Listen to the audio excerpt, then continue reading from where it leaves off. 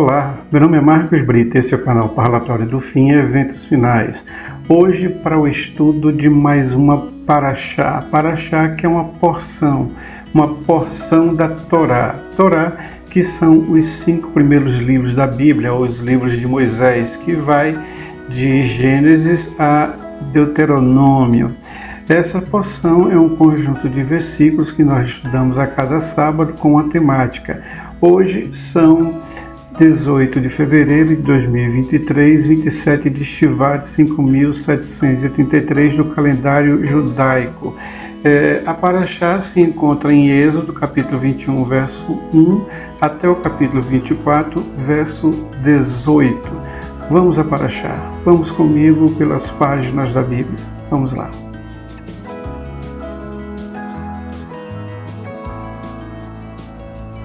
A Paraxá de hoje tem 8 tópicos. Vamos conhecê-los. As leis acerca dos homicídios, as leis acerca dos que amaldiçoam os pais ou ferem qualquer pessoa, as leis acerca da propriedade, as leis acerca da imoralidade e da idolatria, o ano de descanso e o sábado, as 3 festas. Deus promete enviar um anjo. Deus manda Moisés e os anciãos subirem ao monte. Esses são os 8 tópicos que a Paraxá aborda. Vamos tocar em alguns desses tópicos, vamos estudá-los e ver o que é que tem de precioso nessa Paraxá para as nossas vidas e buscar aplicá-los. Vamos lá, vamos ao próximo bloco pelas páginas da Bíblia.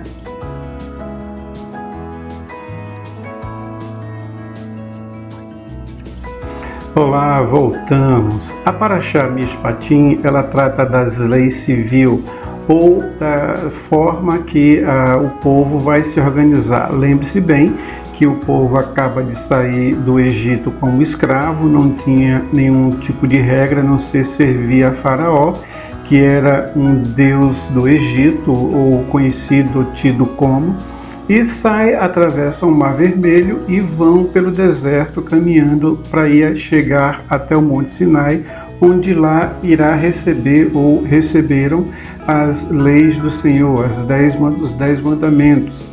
E nesse momento eles não têm uma ordenação, apenas tem um líder, Moisés, e em seguida as tribos ordenadas conforme seu ajuntamento, mas sem nenhuma diretiva, sem nenhuma lei que regesse entre um e outro, o que era possível, o que não era permitido, e o bom senso era que equivalia.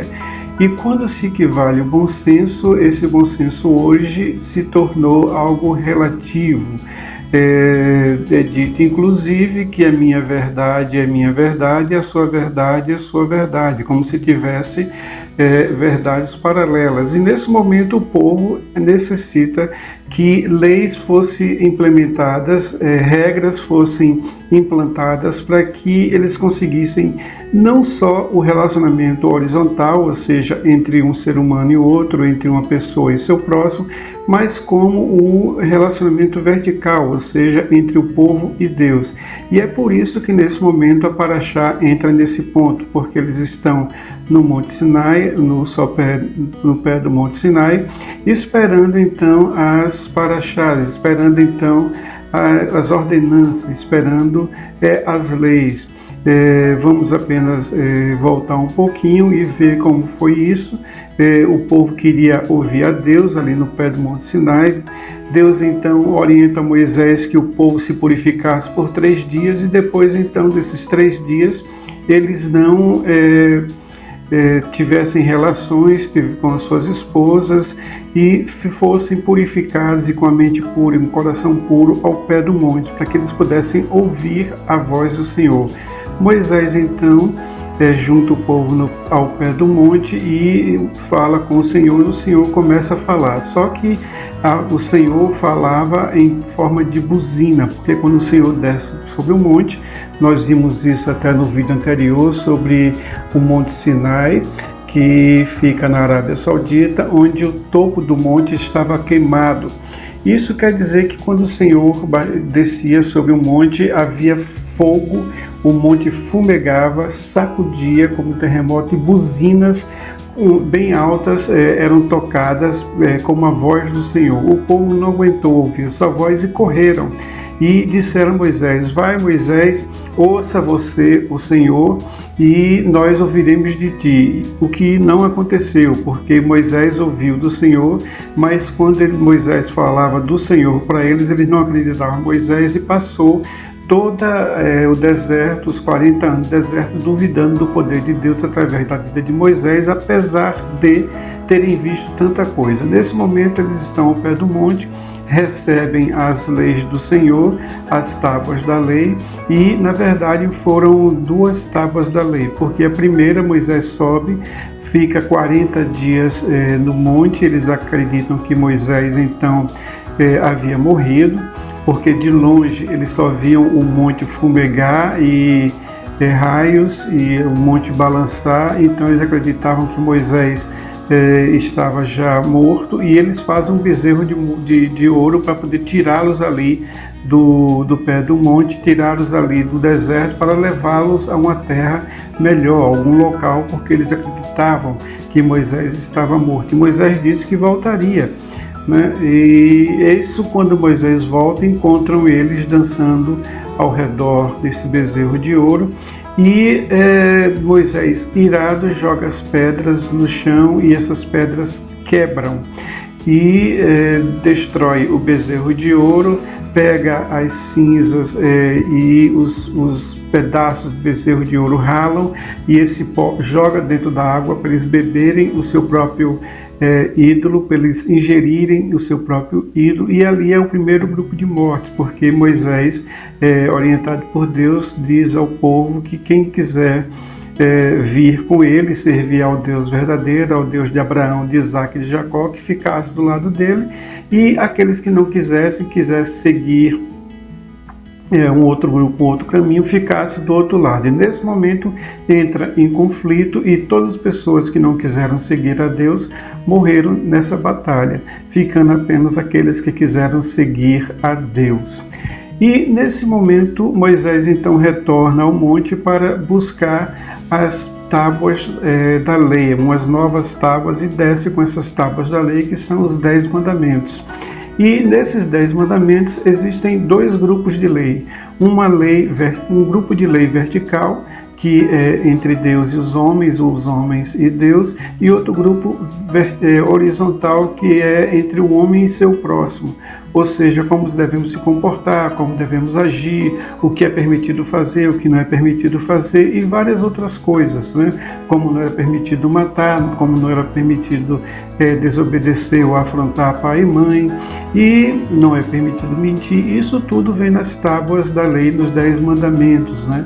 Inclusive a guarda do sábado, porque Deus, conforme diz lá em Gênesis, Deus ele terminou o seu serviço, toda a obra que ele tinha feito, toda a construção do mundo em 6 dias, e no 7º dia ele descansou e abençoou esse dia, porque nesse dia ele terminou toda a sua obra. E essas apenas algumas das leis no sentido vertical, entre Deus e os homens. E entre os homens entre o homem e seu próximo, não era permitido adulterar, não era permitido mentir, não era permitido roubar, não era permitido matar, e por qualquer motivo.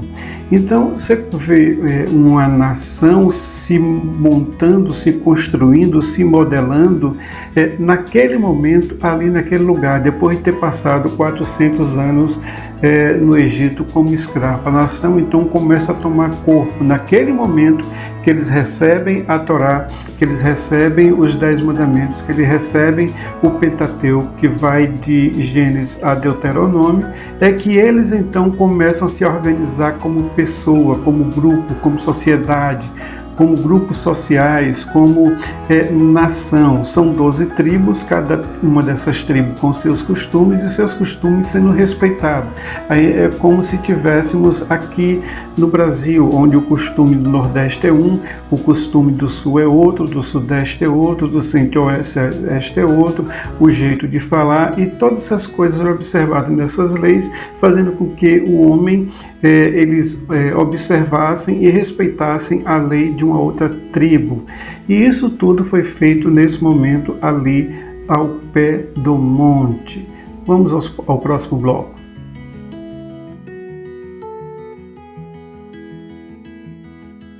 Ok, voltamos. Entre as leis horizontais, nós temos algumas leis que nós vamos citar, que entre elas estão a lei de não causar dor ao próximo de qualquer maneira, de qualquer motivo, de qualquer natureza, quer seja uma dor física, como bater, como matar, como danificar essa pessoa de alguma forma, causando-lhe prejuízo, até mesmo uma dor psicológica, uma dor não física, de instigar, de maldizer ou qualquer coisa desse tipo. Então, tanto as leis, as violações físicas como emocionais, isso estava proibido, e está proibido até o dia de hoje. Outra lei também é no que diz respeito ao cuidado com o próximo, né? Principalmente os mais necessitados e viúvas. Esses deveríamos ter maior cuidado, não fazer absolutamente nada contra eles e, se possível, né, dentro das nossas possibilidades, ajudá-los.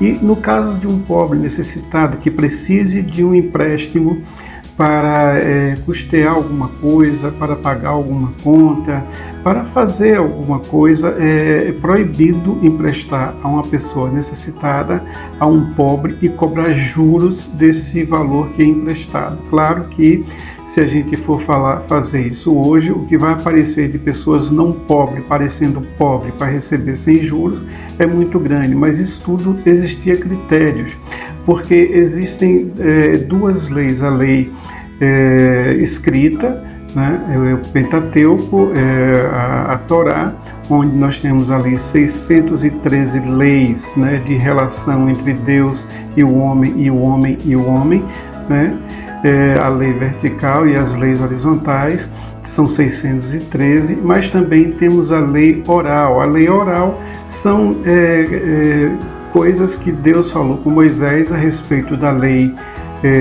escrita, da Torá, e não foi escrita. Essa lei foi guardada de sacerdote em sacerdote, de grupo de líderes a grupo de líderes, de chefes de tribos a chefe de tribo, até chegar na Babilônia, quando quase todos os judeus foram colocados como escravos, e eles, temendo que isso viesse a causar um dano a ponto de se perder a lei oral, eles então começam a escrever essa lei oral, que hoje nós chamamos de Talmud.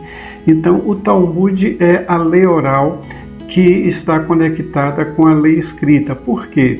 Porque existe uma lei, ou um mandamento, uma ordenança, que é para o homem usar um tefilim, que é aquela caixa que eles usam na cabeça preta, e dentro tem a Shema, que é a oração mais poderosa e mais preciosa de Israel.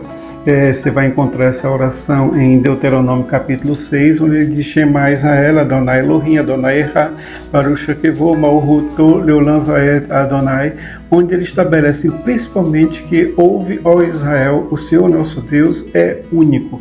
Essa oração, onde diz que o Senhor nosso Deus é único, é uma oração mais preciosa. Por quê? Porque naquele tempo eles viviam, por exemplo, no Egito, onde existiam muitos deuses.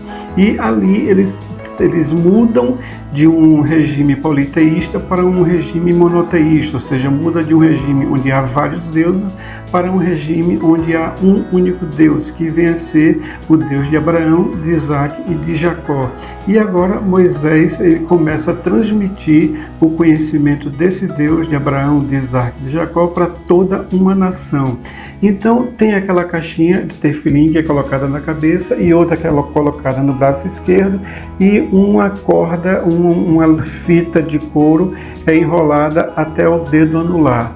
Em Deuteronômio diz que é para colocar a lei do Senhor no ombro e na testa, entre os olhos, no frontal, mas não diz como é para colocar. Deus explica a Moisés como é para colocar, e essa explicação de como é para colocar está no Talmud, que é a lei oral, ou seja, Deus na lei escrita diz para ele usar alguma coisa e verbalmente ele diz como usar aquela coisa. Por exemplo, Deus diz: Moisés, escreve, vamos escrever aí o Shema, eu sou, ouve Israel, eu sou Deus, o seu único Deus. E ele orienta também que seja colocado uma caixa. E Deus então, de forma oral, para Moisés não escrever, diz o seguinte: essa caixa tem que ser uma caixinha quadrada, coberta de couro. Dentro deve ter umas partições, onde vai se colocar nessas partições a Shema, e deve ser trançada e amarrada atrás da cabeça. E essa do braço deve ser colocada na altura do coração, a caixa virada para o coração, e essa fita de couro deve ser dado 7 voltas no braço. Esses 7 tem a ver com os 7 dias da criação, e colocado no dedo médio. Então, esses detalhes de como a lei da Torá funciona, isso está na lei oral, onde nós temos hoje toda essa lei oral no Talmud. Podemos ler o Talmud e saber como essa lei é aplicada. Então, a lei escrita é a Torá e a lei oral é o Talmud, onde uma interpreta a outra, porque senão não saberíamos como é que era feito. Por exemplo, no sacrifício de um animal, como que era esse sacrifício? Era para colocar o animal onde? Era para colocar o animal já morto embaixo? É para colocar o animal vivo em cima? E lá em cima é para cortar o animal. E cortar o animal como? Então todos esses detalhes estão na lei oral, que hoje faz parte do compêndio, que é o Talmud. Uma outra coisa também, que era proibido danificar a propriedade do próximo, independente do que seja, de uma propriedade de terra, de uma propriedade de animais, de uma propriedade de qualquer coisa, até uma panela pequena que já estava ruim. Se alguém fosse e danificasse essa panela, então teria que ressarcir essa pessoa o valor da panela, ou ter uma outra panela para colocar no lugar. Essas leis e essas ordenações vêm para criar então uma sociedade que consegue se relacionar com base em leis. A lei, na verdade, todas as leis, inclusive a nossa brasileira, ela é feita para regular, ou deveria ser feita para regular a sociedade e não ter inclinações pessoais ou devaneios. Vamos ao próximo bloco.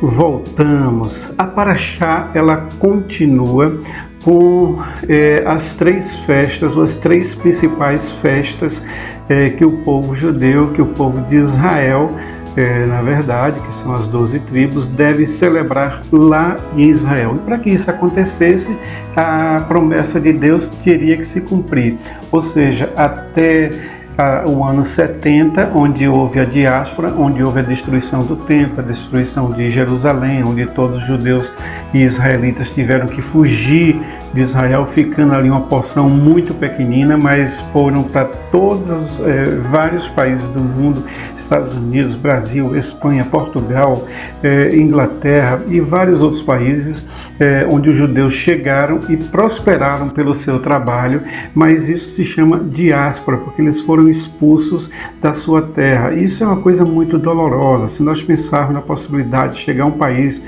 com mais poderio do que o nosso, e invadir o nosso país, tomar o nosso país, destruir os 3 poderes do nosso país e mandar a gente para fora dos países, e alguns ainda como escravo em outras nações, como foi o caso de Roma, que muita gente foi como escravo para Roma. Imagine chegar isso dessa forma aqui, onde nós viemos a passar anos e anos e anos, séculos e séculos e séculos, por que não dizer milênios, fora da nossa terra, ansiando voltar para a nossa terra e tendo leis que nós só podíamos celebrar na nossa terra. Isso era uma dor muito grande devido à dedicação que o povo de Israel tem com o Deus de Israel, com o Deus de Abraão, de Isaque e de Jacó. Então, essa dor que eles tinham também diz respeito a eles cumprirem essas 3 festas que só poderia ser cumprida lá em Jerusalém. E aí, depois de muitos anos, ou seja, só em 1948, que através de um tratado que foi feito na ONU pela perversidade e maldade que o povo judeu passou através de um ditador perverso chamado Hitler, eles voltaram e na ONU, em uma votação para a criação do Estado de Israel como nação em sua terra, com o voto de um brasileiro, Oswaldo Aranha, então Israel passa a ser nação e o povo com direito de voltar para sua terra. Então a saída de Israel para outros lugares do mundo, outras nações, agora passa a ter a volta desse povo para Israel, de maneira que hoje Israel está estabelecido em seu território como nação, como Estado, podendo realizar essas festas. Não realiza todas as festas porque eles não têm ainda um templo construído, que é um pleito que eles têm. Eu estive lá em 2018 e o Instituto do Templo já tem todas as peças do templo já preparadas e separadas, construídas, inclusive a menorá de ouro, que basicamente 2 milhões de dólares ela custou, e fica em uma praça principal lá em Israel, e todos os demais utensílios, inclusive as roupas de todos os levitas e sacerdotes que servirão no templo, bem como a roupa do sumo sacerdote completa, já está tudo pronto, esperando apenas a construção do templo. Inclusive o altar de sacrifício também já está pronto, e nós podemos ver isso lá no Instituto do Templo em Jerusalém. Mas essas 3 festas eles já podem comemorar. Eles já comemoram, por exemplo, a festa de tabernáculos, onde eles comemoram o tempo que eles passaram no deserto morando em cabanas, a festa da Páscoa que eles comemoram lá, e a festa de Sukkot, que são as 3 festas: tabernáculos, Sukkot e Páscoa, na ordem Páscoa, Sukkot e Tabernáculo. A festa da Páscoa, ela ocorre basicamente porque, como o calendário gregoriano, que é o nosso calendário, não é exato, porque nós temos meses de 28, 29 e 30, então não casa essas datas no mesmo dia, no mesmo mês, sempre. Então, aqui esse ano pode cair em março, no ano que vem pode cair em abril. Nesse ano de 2023, a Páscoa ela vai cair no dia 6 de abril de 2023. 6 de abril de 2023, que a Páscoa é no dia 15 de Nissan de 5.783, que é o ano que nós estamos vivendo. Então, no ano que vem, a Páscoa vai cair no mesmo mês, 15 de Nissan, só que do ano 5.784. Mas aqui pode não cair em abril, pode cair em março. E essa diferença é que temos que acompanhar nos 2 calendários para ver exatamente quando é que essa festa acontece, para que nós possamos celebrar aqui. E nós podemos celebrar essas festas aqui, todas essas festas nós podemos celebrar aqui, porque cada uma dessas festas elas são figuras de Cristo em nossa vida. Por exemplo, a festa da Páscoa, ela celebra a saída do povo de Israel do Egito, e onde na noite eles comem, eles passam a tinta do cordeiro nos umbrais da porta para se livrarem então da morte, onde eles comem um carneiro assado no fogo e não cozido, pão sem fermento, que para não perder tempo na fermentação, com ervas amargas. E isso tudo é uma simbologia para Cristo, onde Cristo cumpriu. Cristo foi o nosso Cordeiro Pascal, que o sangue dele está sobre nós, de todos aqueles que clamam pelo sangue de Cristo e seguem o Cordeiro, E ele também era um pão sem fermento. Fermento é algo que incha o pão. O fermento na nossa vida é aquilo que nos incha, nos torna vaidosos, nos torna arrogantes, prepotentes, achamos que podemos tudo. Também diz respeito a pessoas que adulteram a palavra. A palavra é um pão, a palavra, a Torá, os profetas, o Novo Testamento, a Nova Aliança, de Mateus até Apocalipse, tudo isso é uma palavra, é um pão sem fermento, que não tem nada que adultere. E toda vez que alguém adultera, fala coisa que não tem, fala coisa que não existe, ele está colocando fermento nessa massa, nesse pão, na palavra de Deus. E a palavra de Deus diz que ai daquele que modificar uma vírgula ou um tio na minha palavra. Então nós podemos comemorar a festa da Páscoa assim, no dia 15 de Nissan desse ano, no dia, na verdade, dia 6 de abril do nosso calendário, nós podemos fazer um cordeiro assado no fogo com ervas amargas. Que ervas amargas são? Coentro, rúcula, essas ervas assim, a gente faz como se fosse um molho e come com o cordeiro e o pão sem fermento. Como é que é feito esse pão? Normal, farinha, sal, água, até a massa ficar no ponto de passar o rolo. Faz geralmente no formato redondo, mas pode ser feito em qualquer formato, e assa em uma panela. Não assa no forno para que não fique dura, mas você assa em uma panela o pão e às vezes você vê até ele inchar no meio, né? Então isso é o pão sem fermento, e a gente pode nesse dia relembrar o Cordeiro de Deus que tira o pecado sobre nós a partir do sangue dele, como Jesus fez antes da sua morte. Na Páscoa de Jesus foi comemorada dessa forma. A Páscoa que Jesus comemorou com seus discípulos foi efetivamente dessa forma. Outra festa que nós podemos comemorar é Shavuot, que é a festa de Pentecostes. A festa de Pentecostes, ela se cumpriu lá no Monte Sinai, quando o Senhor desce sobre o Monte Sinai e fala com Moisés e com todo Israel audivelmente. E também em Atos dos Apóstolos, quando o Espírito Santo desce sobre aquele recinto onde tinha 70 apóstolos e eles começam a falar em línguas, e quem não era desse grupo, ou seja, dos cristãos que estavam por perto, achavam que eles estavam embriagados por falar em língua que ele não conhecia, e alguns que falavam em línguas conhecidas que eles não sabiam, mas ali quando desceu o Espírito Santo ele começou a falar. Quem era, por exemplo, grego, perguntava como eles são hebreus, como eles são judeus, como eles são israelitas, e falam na nossa língua e nós ouvimos audivelmente. Então esse é um detalhe que nós temos sobre o que é falar de línguas, né? O falar línguas. E nós podemos comemorar isso quando nós buscamos ser cheios do Espírito Santo. Shavuot é cheio do Espírito Santo. Pentecostes é cheio do Espírito Santo. Então Pentecostes se cumpriu para Israel, lá no Monte Sinai, se cumpriu para Cristo, em Atos dos Apóstolos, se cumpre em nós quando nós buscamos ser cheios do Espírito Santo. E a terceira festa que nós já falamos, que é a festa de Tabernáculos, Sukkot, que é comemorada no dia 15 de Tishrei ou dia 30 de setembro de 2023. A festa de Sivan é dia 26 de maio, que é a festa de Pentecostes. Então essas são as três festas que Israel tem que cumprir. Todavia, como eles estavam na diáspora até 1948, fora da sua nação, não tinha como ele cumprir, mas agora ele já tem. O que é que isso diz?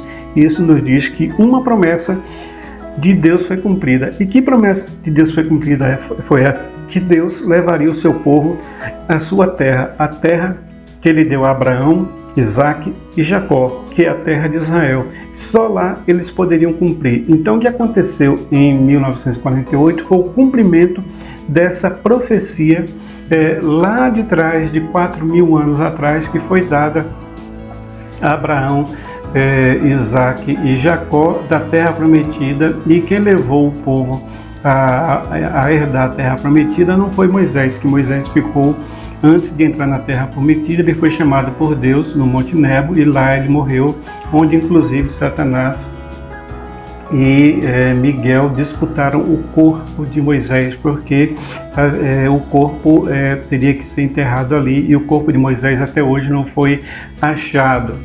E quem fez isso foi Josué. Josué que atravessou as crianças de Israel. Por que crianças? Porque todos que saíram do Egito morreram no deserto. Os que nasceram no deserto foi que conseguiram chegar à terra prometida. O que é que isso traz lição para mim e para você? Que o deserto não é só um lugar de morte. Às vezes Deus nos leva ao deserto para que nós possamos herdar a terra prometida. Às vezes Deus nos traz dificuldades para que nós possamos errar ou acertar e chegar até a terra prometida. Aquele que rejeita o deserto está rejeitando a terra prometida, porque a terra prometida fica depois do deserto.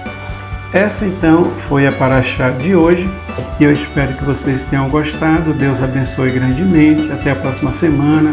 Shalom, Shavuot Tov. Até a próxima, se Deus assim permitir. Amém.